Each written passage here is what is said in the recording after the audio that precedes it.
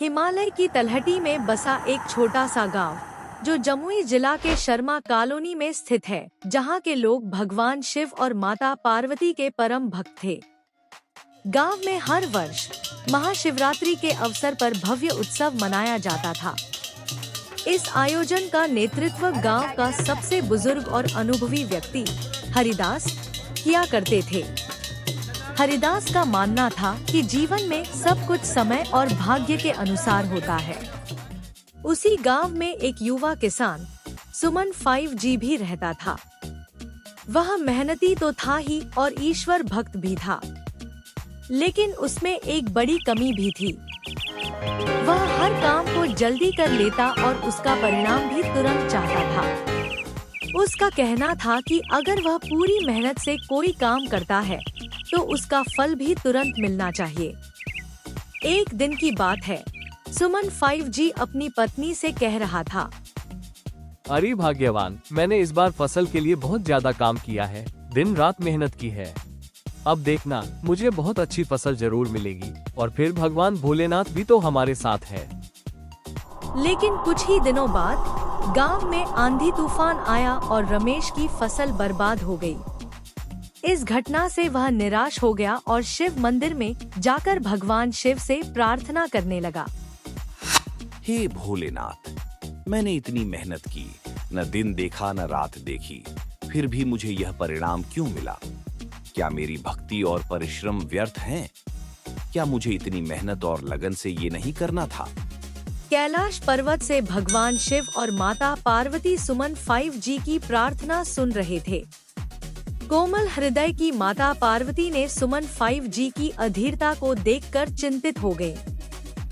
माता पार्वती ने अपनी चिंता भगवान भोलेनाथ के सामने रखते हुए बोली, स्वामी, यह युवक अधीर है। जितनी मेहनत इन्होंने की है उसके अनुरूप इसे फल नहीं मिला। लेकिन स्वामी, उसकी भक्ति सच्ची है। क्या हमें उसकी मदद नहीं करनी चाहिए? देवी पार्वती, हर चीज अपने समय पर ही मिलती है। सुमन 5G को यह समझना होगा कि समय से पहले और भाग्य से अधिक किसी को कुछ नहीं मिलता। परंतु स्वामी, आप तो समय और भाग्य से परे हैं। आपके लिए तो यह एक छोटी सी बात है। आप ऐसा कैसे कर सकते हैं? तुम्हारा कहना सही है देवी पार्वती, लेकिन जीवन में बहुत कुछ सिखाना भी अनिवार्य होता है। यदि हम उसकी तुरंत मदद करेंगे तो वह जीवन का यह महत्वपूर्ण पाठ कभी नहीं सीखेगा। माता पार्वती भगवान शिव की बात से सहमत हो गईं, लेकिन उन्होंने सुमन 5G को सही मार्ग दिखाने का निश्चय किया। माता पार्वती ने एक वृद्ध ग्रामीण स्त्री का रूप धारण किया और सुमन 5G के खेतों की ओर चली गईं। उन्होंने देखा कि सुमन 5G निराश होकर खेत में बैठा हुआ है। बेटा, क्या बात है? इस तरह तुम अकेले और उदास होकर क्यों बैठे हो? इतने परेशान क्यों दिख रहे हो? क्या हो गया? माँ, मैंने अपनी फसल के लिए बहुत मेहनत की, रात दिन कुछ भी नहीं देखा, लेकिन भगवान ने मेरी प्रार्थना नहीं सुनी। मेरी फसल बर्बाद हो गई माँ। अब मेरे परिवार का क्या होगा? बेटा, जब समय आएगा तो तुम्हें सब कुछ मिलेगा। तुम्हारा भाग्य तुम्हारी मेहनत के साथ चल रहा है। धैर्य रखो और भगवान पर विश्वास करो। सब कुछ ठीक हो जाएगा। सुमन 5G ने उनकी पूरी बात बड़े ध्यान से सुनी, लेकिन वह अब भी पूरी तरह आश्वस्त नहीं हुआ। कुछ दिनों के बाद एक चमत्कार हुआ। एक साहूकार उस गांव में आया। उसने घोषणा की कि वह किसानों से उनकी खराब फसल के बदले उन्हें नई फसल के लिए बीज और खाद मुहैया कराएगा। हालांकि ये कोई साहूकार नहीं बल्कि साहूकार के भेष में भगवान भोलेनाथ खुद थे। सुमन 5G ने इस अवसर का लाभ उठाया और एक बार फिर खेत में पहले की तरह ही मेहनत करने लगा। इस बार उसकी मेहनत रंग लाई और इतनी फसल हुई कि वह न केवल अपनी जरूरतें पूरी कर सका, बल्कि इतनी अधिक हुई कि वह अपने पिछले नुकसान की भरपाई भी आसानी से कर सका। महाशिवरात्रि के दिन पूरे गांव ने मिलकर भगवान शिव और माता पार्वती की पूजा की। पूजा के बाद हरिदास ने गांव वासियों को संबोधित किया। आज मैं आप सभी को एक महत्वपूर्ण पाठ याद दिलाना चाहता हूँ।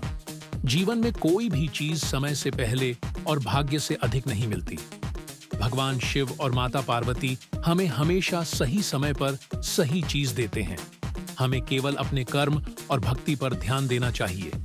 ईश्वर हमेशा हमारे साथ है, लेकिन वे चाहते हैं कि हम जीवन के महत्वपूर्ण पाठ खुद सीखें। जब हम धैर्य, मेहनत और विश्वास के साथ आगे बढ़ते हैं तो सफलता निश्चित होती है। सुमन 5G ने यह सुनकर हरिदास के चरणों में प्रणाम किया और कहा, आप सही कहते थे हरिदास बाबा। मैंने इस बार यह सीख लिया है कि ईश्वर पर विश्वास और धैर्य बनाए रखना कितना महत्वपूर्ण है। कैलाश पर्वत पर भगवान शिव और माता पार्वती ने सुमन 5G की प्रगति देखी तो माता पार्वती बोली, स्वामी, सुमन 5G ने अब जीवन का महत्वपूर्ण पाठ सीख लिया है। यह देखकर मुझे प्रसन्नता हो रही है। धैर्य और विश्वास ही इंसान की सबसे बड़ी ताकत है। अब सुमन 5G अपने जीवन में हर चुनौती का सामना कर सकेगा। इस कहानी से हमें यह शिक्षा मिलती है कि जीवन में कोई भी चीज हमारे भाग्य और समय से पहले नहीं मिलती, परंतु मेहनत के साथ हमें अपने कर्मों पर विश्वास और धैर्य रखना चाहिए। समय आने पर भगवान हमारी मेहनत का फल जरूर देते हैं।